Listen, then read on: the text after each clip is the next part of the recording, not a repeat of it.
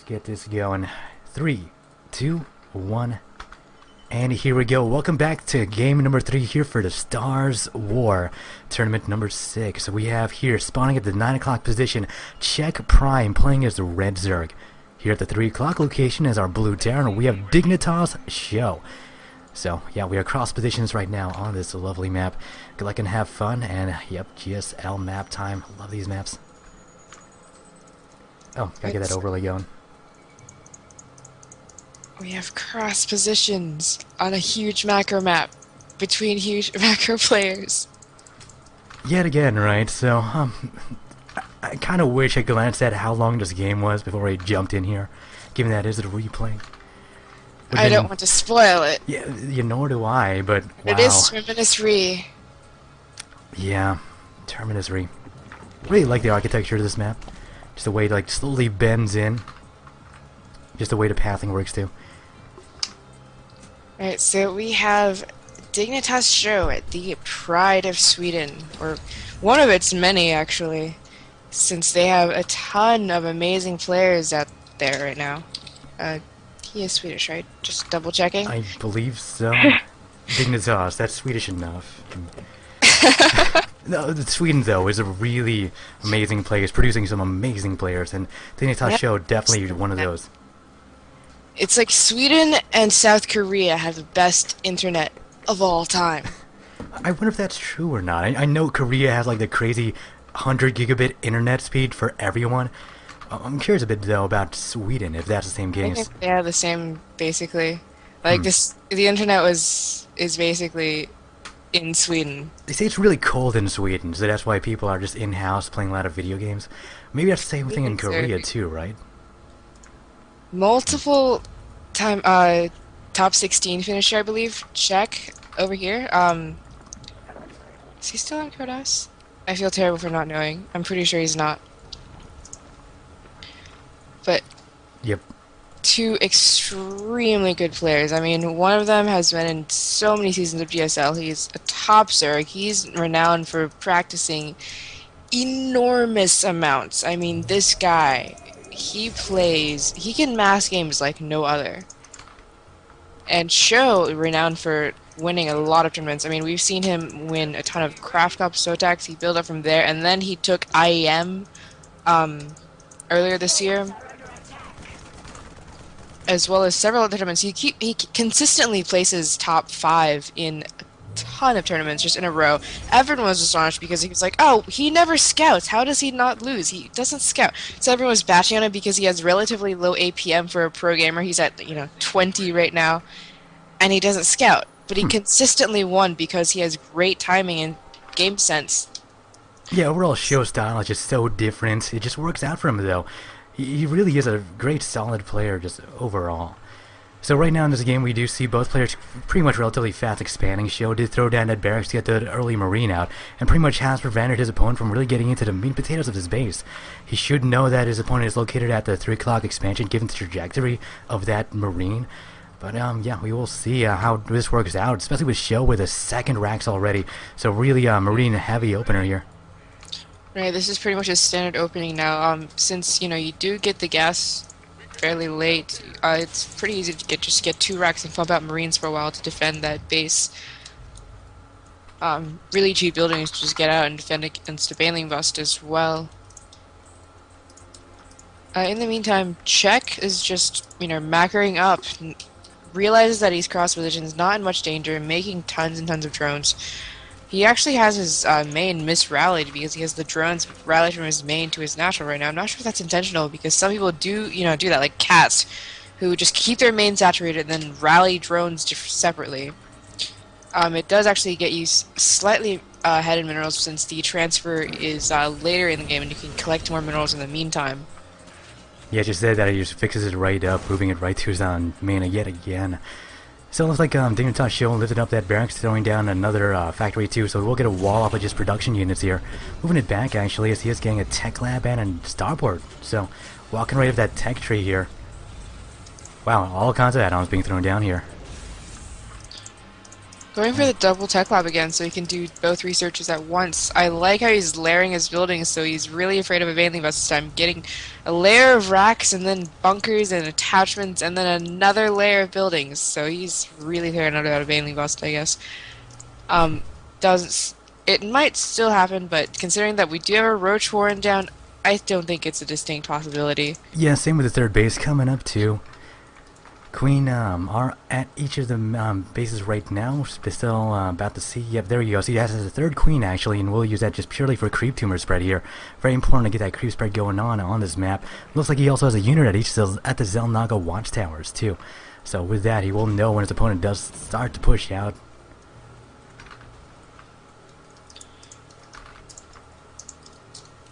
Sorry, one moment, I have to sneeze. Bailey Nest does actually go down now, as well as double gas at the natural for a check. So he's just definitely going for some Bailey play as well as tech.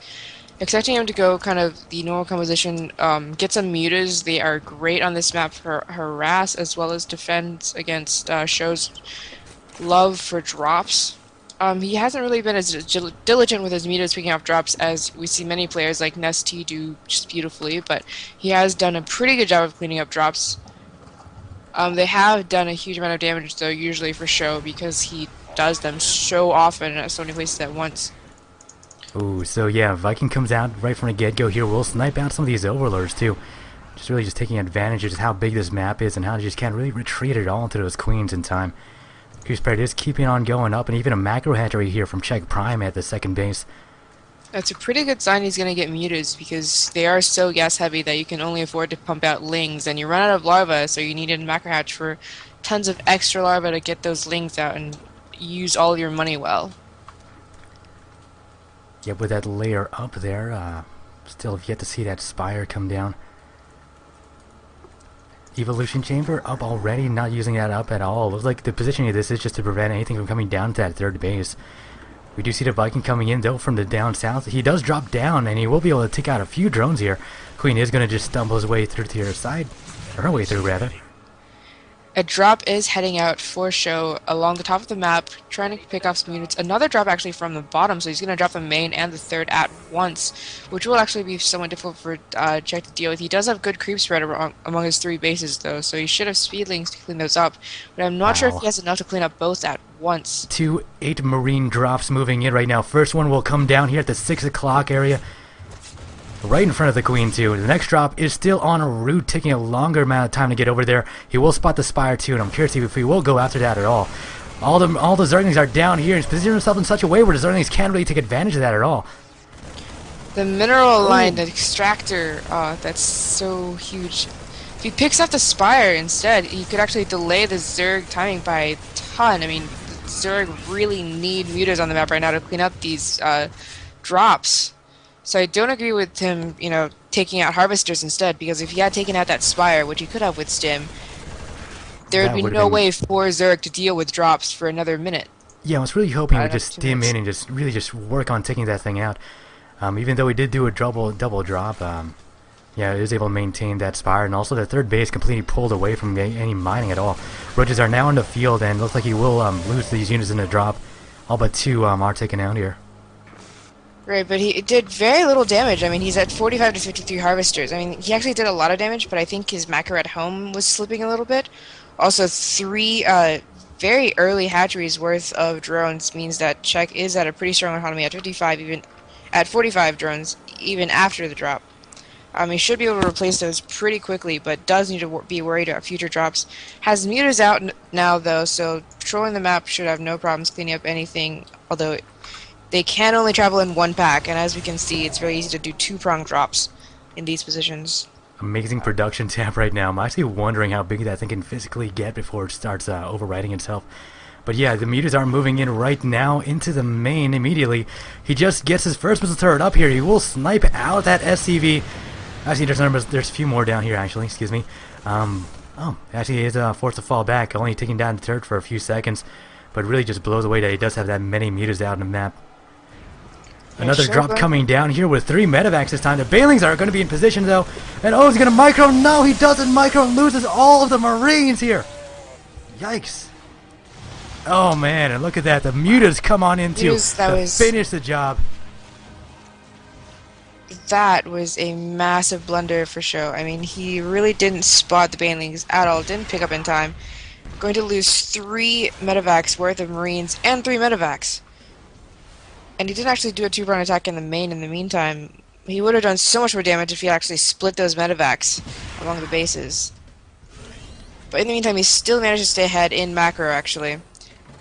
Czech getting air weapons, Sjow getting ground weapons level 1, and already have his 1-1 on infantry. So going for the siege tank marine push, pretty classic stuff. Yeah, and Czech Prime will respond to that with an infestor, with infestors, as he is getting infestation pit. Also looks like he's getting +2 to melee attack upgrades as well. Fourth base coming down from Czech Prime right now, so he is slowly just cleaning up all these random marines littered at the Zelnaga watchtowers with the mutas. Doesn't want to overextend though. Metagame changes though. I mean, for ZVT used to basically be Speedlink, Baneling, Muta into Broodlords. Now, if they get siege tank marines, Zerg often goes infestors, which actually forces Terran to get a bit more marauders to deal, so they don't instantly die to fungals. They also pick off infestors quite well because to put down the fungal growth, they do have to step pretty close in range of marauders, who can just stim and pick off a lot of infestors. Sjow making it apparent that he really wants that Zelnaga vision as he is spreading each marine to each side. He does spot the mobilization of all these mutalisks, so he is able to position those marines quite nicely. And finally, infestors are going to be out on the map here too. Loving the creep spread right now. Will be very helpful when he does get those guys out there. Great timing for Czech to take a 4th base, actually. He knows that with the mutas, he's really preventing Sjow from having much mobility on the map, so he's free to take this 4th base. He may actually want to take one farther away, but of course, at this position, it's much easier to defend for his giant ball of Zerglings. Since Sjow does favor actually more drop play than a slow push. If he actually were to continue to do this slow push, that base is in a lot of danger. So Sjow needs to make sure that he knows exactly where these tanks are at any given point. Siege tanks now coming out in force, but they aren't quite spread out right at this moment. Missile turrets coming up too, just randomly here in the center. And I will be able to help out, especially with the mutas. Really just can't risk those siege tanks getting sniped off one by one here. Marines do have +1 on both attack and defense. He does have stim ready to go as well, and marauders do have concussive shell too. So really just all kinds of bio upgrades right now. But you gotta be consider that the infestors are getting ready, and the creep spread is quite large as well. So Sjow has actually had a marine at each of these top 3 bases, top and bottom, patrolling between all these 3 bases, so he knows exactly when Czech tries to take a 5th. They are even on bases right now, which gives Sjow the advantage, especially in food count right now. He's down a little bit in harvesters, but he does have mules, so that's really not much of a difference. His income is just barely behind Zerg's. He should know about the half, though. Looks like he moved a huge number of marines up there and was able to fungal and just take them out with banelings. Very nice. But yeah, we are seeing the Marauders just moving on their lonesome here. Actually, taking a couple of the Baneling hits there, so that's always a good trade-off. Right, 2 Marauders for the number of Banelings it takes to kill them is an awesome trade-off. I mean, they don't get the plus damage to light, so it takes a huge amount of Banelings to kill off 1 Marauder. Marine's placed in such a way where he's able to get lots of damage down. Really no way for these guys to just move on in. And yeah, with his siege tanks deployed the way they are, he should be able to finish off the 4th base quite nicely. We do see more expansions going up here at the 12 o'clock-ish location, as well as the 6 here for our Zerg player, Czech Prime. And yes, he does lose the 4th expansion base. Creep is still there, though, has not cleared it out yet, but with those turrets up, he should be able to see it, and there he goes. Looks like it was spotted, though, that 11 o'clock expansion by Czech Prime by Sjow's single marine. This slow push by Sjow is incredibly intimidating. He's leapfrogging his tanks just right, keeping enough marines to take care of them. And I mean, he's gonna be able to get these side bases, but it'll be very difficult for him to keep off this push at the front. He needs something bulkier, like Broodlords or even Ultras to take care of these siege tanks. He's doing a good job with these mutas, though, cleaning off a lot of harass. Keeping his bottom base alive, needs to get these extra bases up because he's on the same number of bases as Sjow. Sjow is actually taking this nice forward base at the middle 12 o'clock position, and making another planetary fortress about to defend it, actually. Nice So he's double just gonna... command center expansion style, I guess. Yeah, Right. we do see Broodlords out in the field thanks to that, a greater spire already up there, so hopefully that'll be able to help out significantly. He is pretty well contained at the moment, really unable to do too much. Oh, he's moving all these mutants into these Marines right now. Not a good push at all. I guess he really wanted to defend at 11 o'clock, but it is going to be null and void quite soon. Right, this slow push is just going to do tons of damage. I mean, Czech has no way of really getting to his side bases. Sjow could actually just send a drop at either one and take them out. I mean, which is what he does with the top one. So Czech is completely contained. Small drop at Czech's main takes out a lot of harvesters, but does get cleaned up by Banelings fairly easily. In the meantime, that was a huge distraction as he left his Broodlords alone at the front. Gets a lot of them picked off by Vikings as Sjow secures an even better position closer to Zerg's main. Yeah, all he really has for anti-ER is that single corruptor. Another set of corruptors moving in right now from the 12 o'clock location. But he does have those Marines, though, to hold him off at the moment. Actually, he does finish off all those Vikings right now. So the Broodlords will come out again in a few numbers. He'll need to be very careful, though, and probably needs to get some more infestors out there, as those Marines are going to be quite deadly against those Broodlords. But he did force Sjow to fall back, though, towards the center. I'm very surprised. I mean, he sees that Sjow just unsieged right now and backed up. That would have been a perfect moment to roll in all of these Banelings and Speedlings.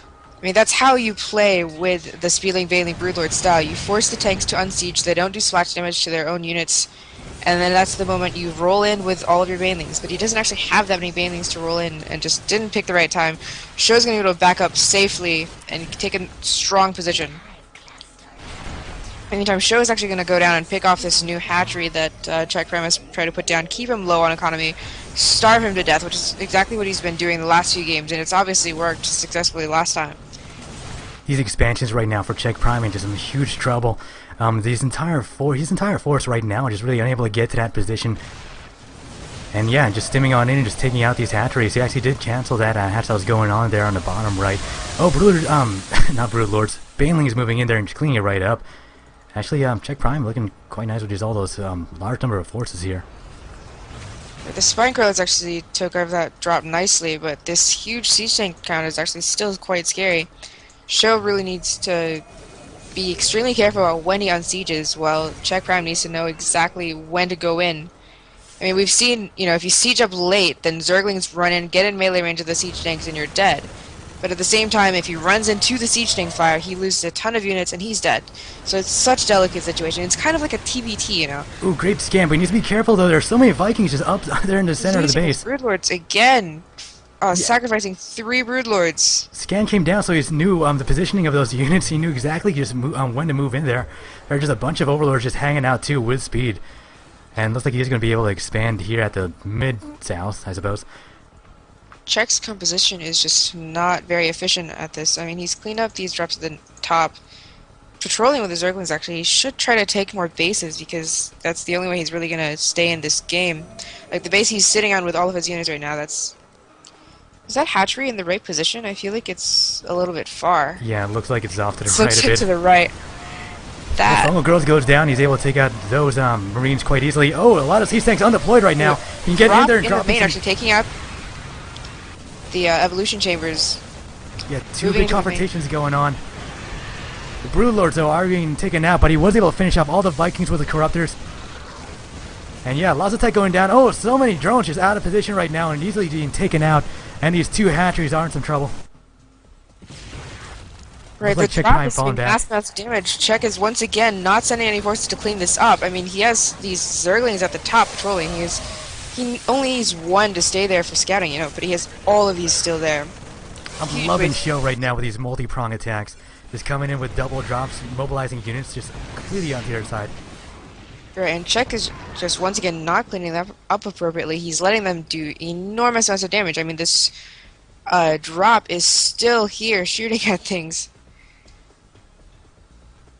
I'm not really sure what Czech is planning because he's down to tiny, puny amounts of forces. He's down by 45 food. He's down in the harvester count.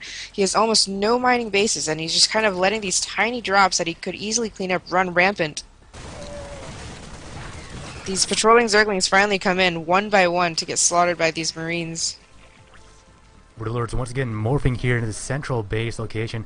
There is that one central tower, so you're just able to just tell how many forces are at a certain location. Hence why we saw that great scan early on, I suppose.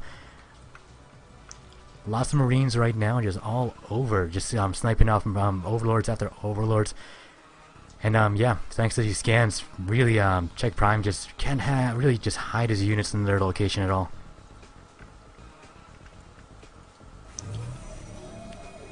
A lot more Vikings coming into the mix here, really just worried about all those overlords, not overlords, excuse me, brood lords.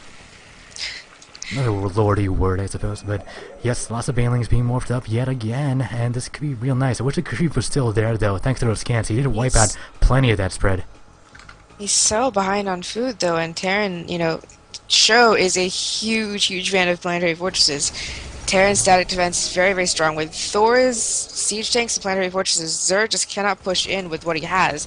He needs to max out, and even then, I mean, he's basically going to sit here scared and Sjow push out. That's a scary force of Marines all close together with those banelings there. He does drop the scan, though, so he knows the positioning, and he really can't engage now thanks to just the deployment of the siege tank, so it's really just held off here. Perhaps if he saw it earlier on, that would have been nice, but yeah. He's moving in and might be able to take this out here. Yeah, he should be able to. The DPS of the Thors just do so much damage to structures. Right, Sjow can just afford to kind of do whatever it takes to sack this base because he's so ahead in food. I mean, if he takes out this base, then Czech will be in huge amounts of trouble. He's sending Marines down to the one of the only mining bases of Czech, takes out all of the harvesters, takes out the hatchery. He's once again going to be limited to one mining base. In fact, almost none. Both of these bottom bases get taken out. Czech is down to one base. I'm not sure what he could possibly do with this unless he pulls some complete, insane, perfectly efficient magic with these infestors. Yeah, those two hatcheries at 6 o'clock were just taken out there. Liam, center tower still up, so he does know his positioning, but he's just not paying attention to, I guess. Yeah, there's so many battles going on right now, just given how large this is. Right, this map is so enormous. There's so many different points of action going on. It's difficult to pay attention to everything going on at once, but really, Czech has has 22 Zerglings just sitting in his main, you know, chilling out, doing nothing, not protecting against drops, not helping in this push. Loses his final mining base. GG. GG. Yeah, wow, another plus 30-minute game in a row here. But wow, Czech Prime versus Dignitas Sjow, giving us one hell of a set. Jeez. Sorry about my voice, guys. I'm really starting to lose it right now. Sorry. But damn. Wow. Way to go, Dignitas Sjow. Sjow, I mean, he figured out what he did wrong in the first game and fixed it perfectly in the last two. The first time he had a huge advantage and just squandered it by not expanding. And this second time he was like, you know what? I'm going to take every expansion with planetary fortresses and defend them with planetary fortresses. And Zerg units just cannot push against that efficiently, especially if he takes out the source of his econ. Yeah, that was just really cool. Forcing him to make as many banelings as it did, and just having that center tower up to, knowing his exact positioning so he could scan exactly where he was and know how to move in with just various units. It was really nice just seeing how many Broodlords he was able to take out, just given his good positioning there. And just all those multiple prong attacks just worked out for him so well. It goes to show how Sjow is really just up with that kind of a style. I mean, Czech's style, he figured out Czech's style. It's so difficult to, you know, when you play Speedling, Baneling, Muta, you have to spend so many resources on Speedlings and Banelings that you actually need to stay ahead in economy in order to win.